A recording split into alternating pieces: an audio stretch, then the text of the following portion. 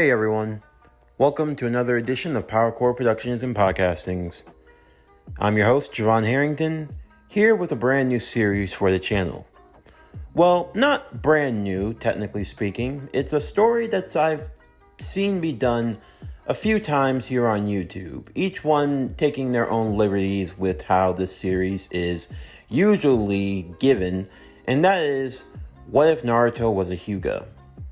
Now, if you know me, and if you know my channel, I always like to try to do things outside the box, try to see things from a different angle or from a different perspective. Usually with these series, they either make Kushina or Minato a Hyuga, and then that's how Naruto gets the Byakugan and all these other things. And while the story changes, it still tends to stay the same, with Naruto still having the Nine Tails, but now having the Byakugan, and that's just adding power on power. But I want to offer things from a different point of view, and that's switching things around a bit. Just because you're getting Naruto was a Hyuga, it doesn't mean the story's going to go exactly where you think it's going to go. I like to follow the old sayings of a certain professional wrestler. When you think you have all the answers, that is when I change the question. And with a series like this, I want to try to keep you guys guessing. You may think you know where the story is going to go next, but just when you do, that's when I flip things on its head. I want to try to keep things exciting, keep things interesting, and offer you a new perspective and a new spin on a classic What If. So, without further ado, let's get into today's video.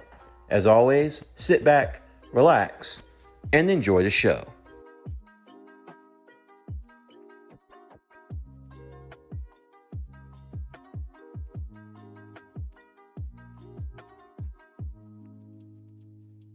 Our story begins in the Ninja Academy. There are 4 key players involved in this story. 2 of them you're familiar with, and 2 more who don't often get talked about. First, Minato Namikaze. Second, Kushina Uzumaki. Third, Hiyashi Hyuga. And fourth, Hanako Hyuga. All 4 were in the Ninja Academy, and you could say it were a twist of fate, a random chance. But it's one of those situations where you turned left instead of right, where you took the back road instead of taking the main highway. There's no rhyme or reason for why things occurred the way that they did. You could say it was the roll of the dice, the chance, the flip of the coin, even. But it all started when 2 groups made an encounter, both in different ways. First, it started with Hiyashi. He was walking down the halls when he saw a group of students making fun of Kushina. They were bothering her and picking on her for being the newcomer to the village, as well as making fun of her red hair. Hiyashi didn't see a problem with her red hair at all. In fact, he thought she were rather cute. He couldn't understand why they'd be so mean to her. She was a part of the village. She was a comrade. Shinobis were supposed to stand together, but this wasn't a form of that. Hiyashi would walk up to the group, angrily telling them to get lost. However, when they didn't listen, they felt the full fury of the gentle fist as Hiyashi moved to help Kushina up. Kushina would be surprised. She didn't understand why he'd want to help her. Hiyashi would explain that he didn't really care for bullies, and he knew what it was like to be picked on for something he couldn't help. He would then point to his eyes, Kushina wondering what was wrong with them. Hiyashi would be surprised by this. Most people would question why his eyes were the color that they were and why they weren't normal. But he would explain that he came from the Hyuga clan and that he had the Byakugan. It was their power, but still, it didn't stop others from picking on them at times for it. However, Kushina didn't see anything wrong with that. She thought it was kind of cool. When she heard more about the Byakugan, about the Hyuga, what they could do, she thought it was fascinating. Hiyashi would blush mightily at this, causing his face to turn almost as red as Kushina's hair, which Kushina would take note of and tease him for. However, because of Hiyashi's upbringing, he was always stoic, trying to be as serious as possible, even though deep down he could still be a child at heart. As such, he would try to play off the teasing, but he could tell it was getting to him. At the same time, a similar situation was occurring in another part of the school. A girl named Hanako Hyuga, a fellow member of the main branch of the Hyuga clan, found herself at the ire of another group of bullies, messing with her because of her eyes. For Hanako, she was always told that her eyes were a thing of beauty, something that she should look to with pride, but yet, still, she found herself often wondering if she could have a normal eyes. Maybe she should try contacts or something. However, the bullies would be pushed aside by Minato not taking too kind to people that picked on the innocent. Hanako was just as shocked by this, but Minato was surprisingly calm and rather charming in his own way. Hanako would slowly pick herself up and introduce herself, thinking that Minato would look at her as some sort of freak, but that wasn't it at all. Minato was enamored with her eyes. In a way, he thought they were beautiful. He was the first person outside of her family to ever compliment her on her eyes. For once, she actually thought that her eyes weren't so much of a burden after all. For these two encounters, you could think that they were small, but they actually played a really big effect in the lives of these four individuals. As they grew and got older and continued to grow in their strength, things would begin to change. Minato would find himself having a rival of sorts, as Hiyashi pushed to improve as best as he could, no longer wanting to just rest on the laurels of being the best of the Hyuga clan. He wanted to be the best in the Hidden Leaf, with Kushina constantly encouraging him and challenging him to do more. He pushed himself farther than he ever thought he could. During the time of the Third Great Ninja War, there were three great names that were feared in the Hidden Leaf. First, the Yellow Flash, Minato Namikaze. Second, Wicked Eye, Fugaku Uchiha. And third, the White Phantom, Hiyashi Hyuga. All three would be very formidable and have their own claims to fame during the time of the Third Great Ninja War. There was the time at Kanabi Bridge, where it was said that Minato, the Yellow Flash, slayed over 1,000 stone shinobi in an instant. There was the genjutsu specialist Wicked Eye Fugaku Uchiha, who was said to torture and terrorize the Sand Village shinobi in the southern front. And then the White Phantom Hiyashi Hyuga, who was said to move so quick that he appeared to be nothing more but a ghost, his eyes like that of a white phantom, as he struck down many of the Cloud Ninja as well. Out of the Third Great Ninja War, all three had distinguished themselves as future Hokage candidates, and they were not ones to be overlooked, although ultimately Minato would win out in the end.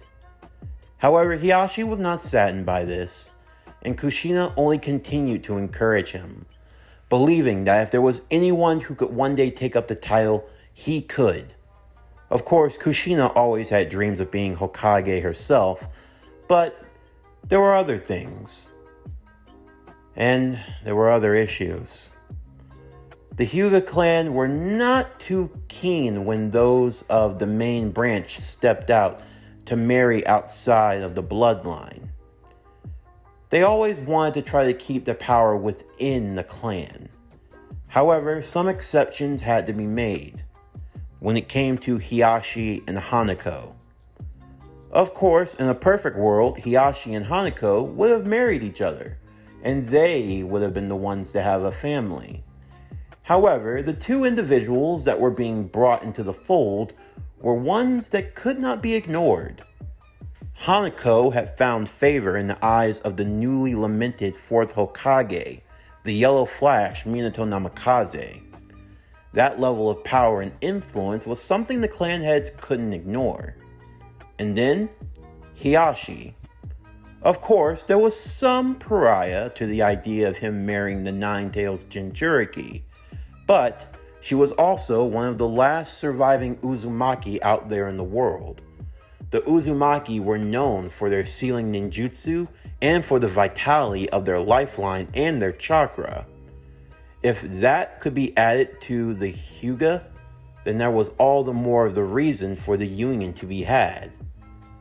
While many would only look at it for the political and for the power gains that could come from it, in the end, the two couples only looked at it for their own happiness.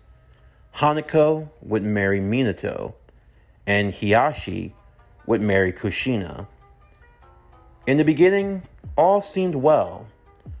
That was until a certain night. It was on the night of October 10th that Naruto Hyuga was born. Of course, Hanako wanted him to have his father's last name, but Minato was advising against it, at least for now. After all, Minato still had many enemies out there in the world, and he didn't want his enemies to target his family. So Naruto having the name of Hyuga would work out best. Plus, he had the Byakugan, so it made perfect sense. The birth of Naruto went smoothly, without a hitch, inside the Hyuga compound, with the housewives tending to Hanako, since she was a part of the main branch. So Naruto wouldn't have to worry about having the curse seal placed on him or anything like that. And for Hiashi, as well as for Kushina, their child would be born just 2 months later, on the night of December 27th. However, it was on that night that everything would change. Minato, as the fourth Hokage, would be in attendance along with Hiashi as Kushina gave birth to their daughter, Hinata. Of course, there were many in attendance that were nervous.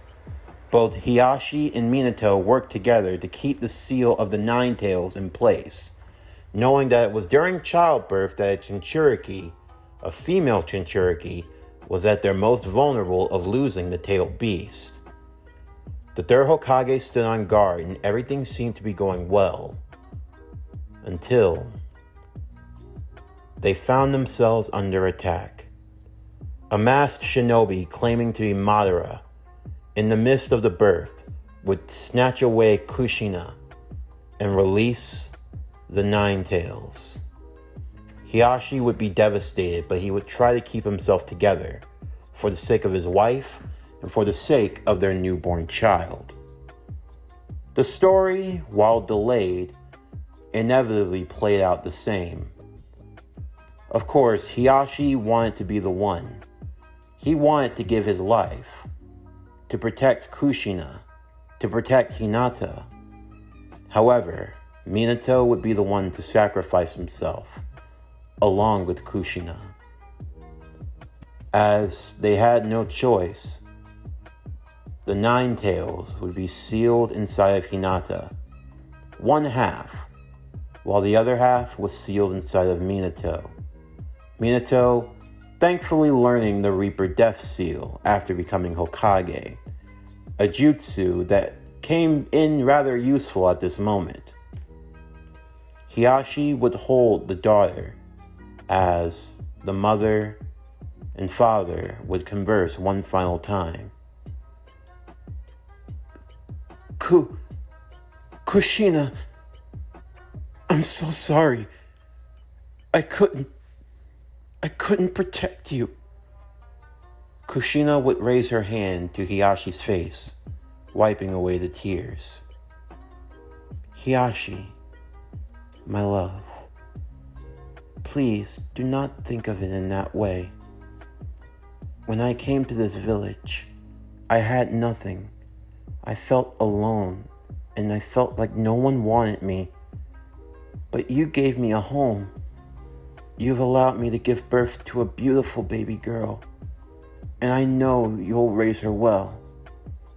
I have the utmost faith in you, and I love you. Hiyashi would look towards Minato.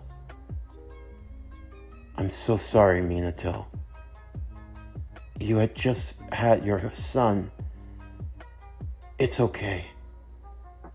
It was a brief time, but I got to spend it with him. That's more than what I could have asked for. I'm only sorry that Kushina won't even have that same luxury. It's my fault. I apologize.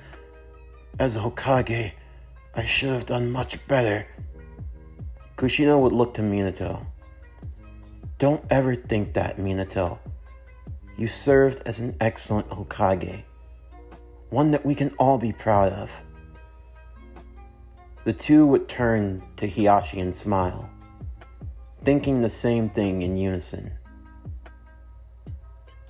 Hiyashi, Minato would ask, please, watch after Hanako and Naruto. Of course, they are both part of the Hyuga. I promise you, they will always be looked after in my care. But not just that.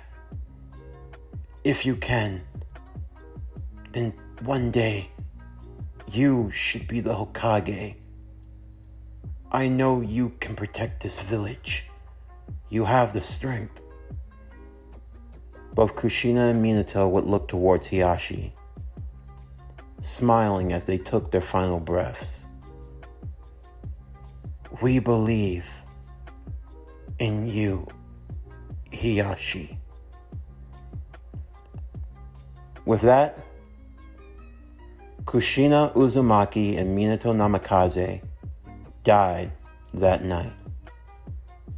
For Hiyashi and for Hanako, they found themselves widowed in that moment. However, they were comforted by the family that was with them. Even the Hyuga elders that didn't necessarily approve of their marriages, even they felt remorse. No one should have to lose their spouse in such a way, nor should children lose their parents in such a way either. The Hyuga would look after their own, both Hinata and Naruto. For a short time, stability would be brought back to the Hidden Leaf. The third Hokage would retake the mantle of Hokage once again. Of course, Hiyashi was now determined more than ever. The fire that he had let simmer was now starting to burn once more. The desire to be Hokage. Of course, going about it would not be easy. He still had duties as the leader of the Hyuga clan. He was even considering handing over the title to Hanako. After all, she was a member of the main branch. She could be entitled to take over in that duty. However, tragedy would strike once more. It was around the time of Naruto's 4th birthday.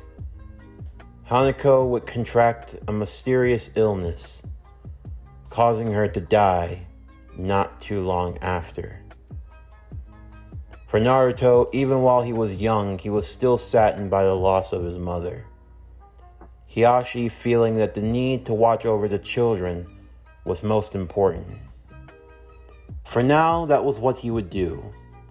He would watch over Hinata and Naruto, raising them in the best way that he could.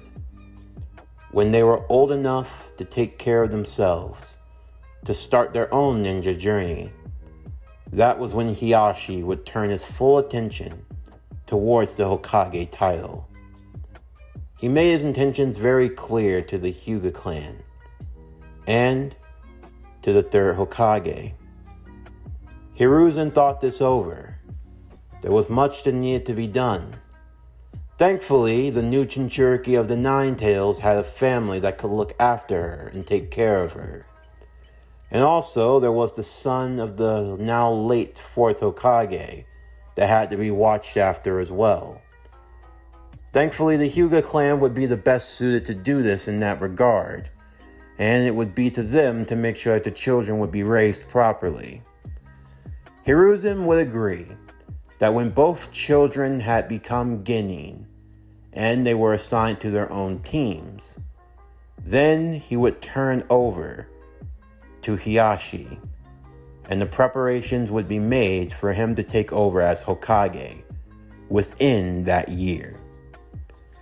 From that point on, Hiyashi would continue in his duties as the leader of the Hyuga clan, hoping that he could find an individual that could lead them well.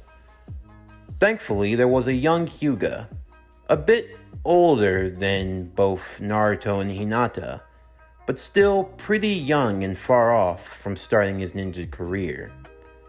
His name was Hyuga. He was the one that caught Hiyashi's eye, and the elders spoke very highly of him. It was decided that Hiyashi would take the young boy under his wing. He would train him in the proper etiquette of being the leader of the Hyuga clan. That way, when the time came for Hiyashi to properly step into his role and become the next Hokage, then Ko would be able to step in and serve as the leader of the Hyuga clan. Ko was honored to receive such a task and such training, and he would serve under Hiyashi as an understudy to being the future leader of the Hyuga. In the meantime, Naruto and Hinata would improve. Although Hinata would have her struggles as the Nine Tails Jinchuriki, she wouldn't even be able to perform the standard clone jutsu. Although thankfully having her father around, he was able to get around this little caveat by showing her a jutsu. No, it's not the multi-shadow clone jutsu, but just the regular shadow clone jutsu.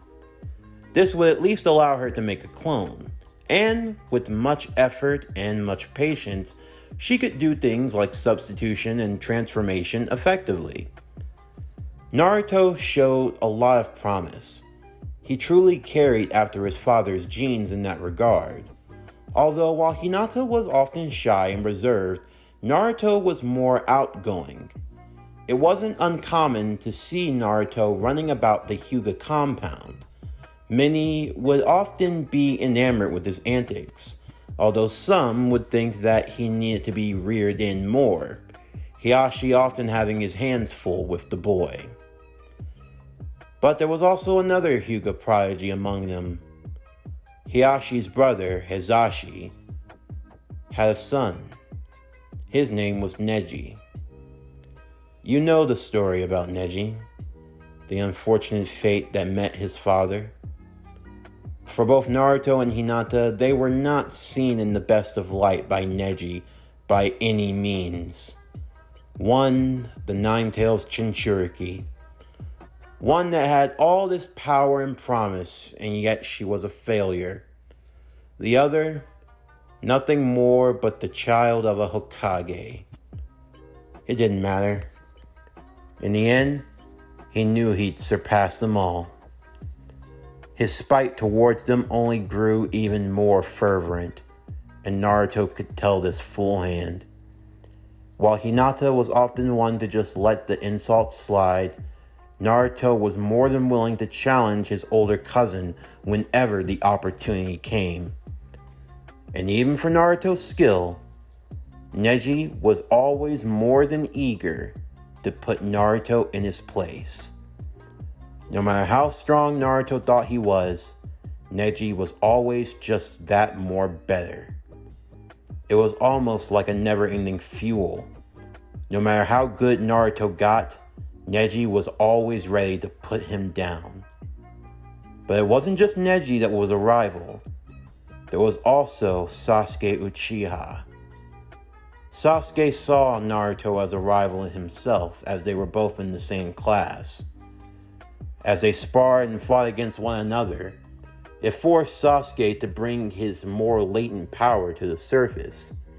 He had even managed to unlock the One Tomo Sharingan. The two fighting neck and neck, and even vying for Rookie of the Year. While Hinata was improving, it was still coming at a pace all too slow for some's liking.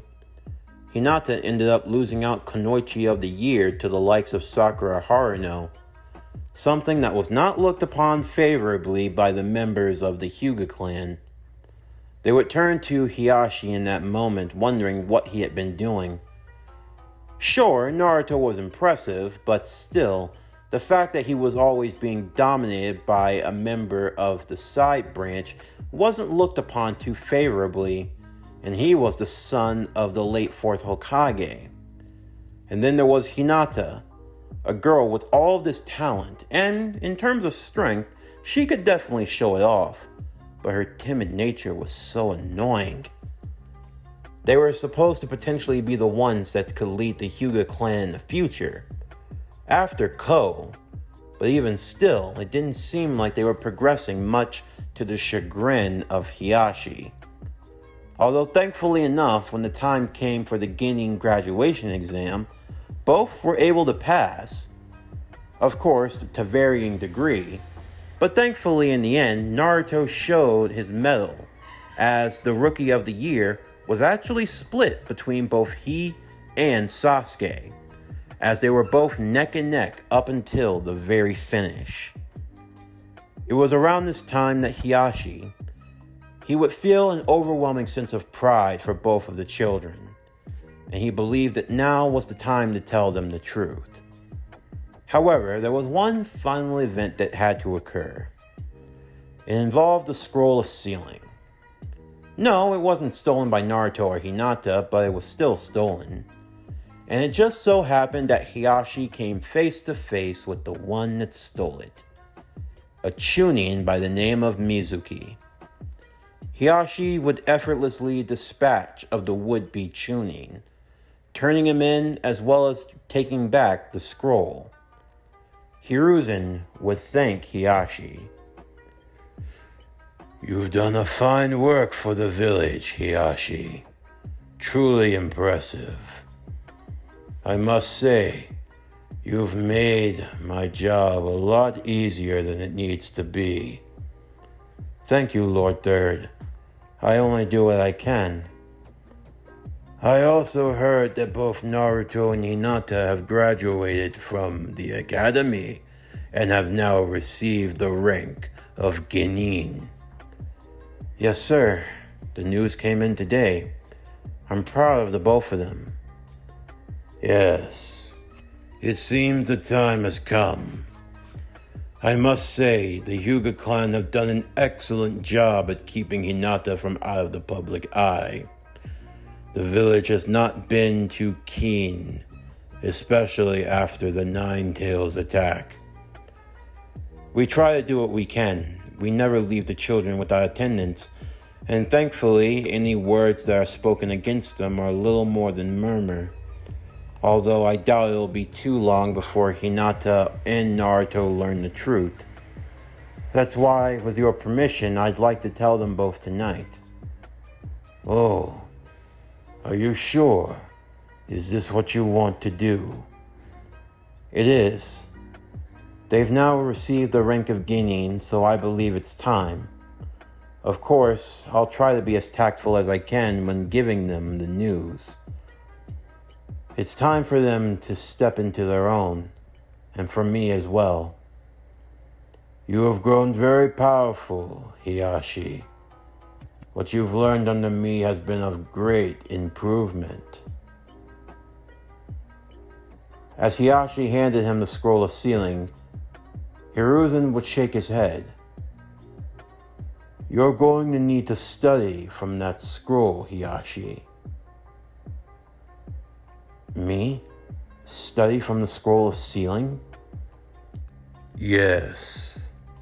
I believe the time has come.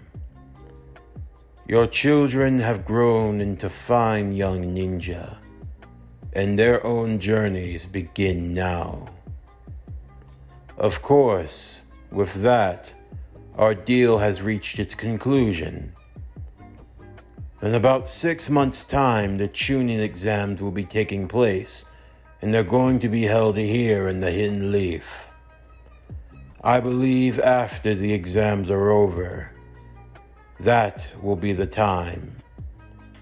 That is when I will make you the next Hokage. This concludes Naruto Moonlight. What if Naruto was a Hyuga? Part 1. As always, if you enjoyed today's video and everything else that we have to offer, then please don't forget to like, comment, subscribe, share, and hit that bell for post notifications so you can stay up to date on everything that is PowerCore Productions and Podcastings that has to come out now and in the future. Stay tuned for later on today as we'll be starting yet another story here on the channel, and stay tuned for tomorrow's video as we continue My Hero Academia Vows of Vengeance Season 2, Part 3, What If Deku Was a Monster? But anyway, that's going to do it for the end of today's video. I'm Javon Harrington with PowerCore Productions and Podcastings. Signing off, and I'll see you next time.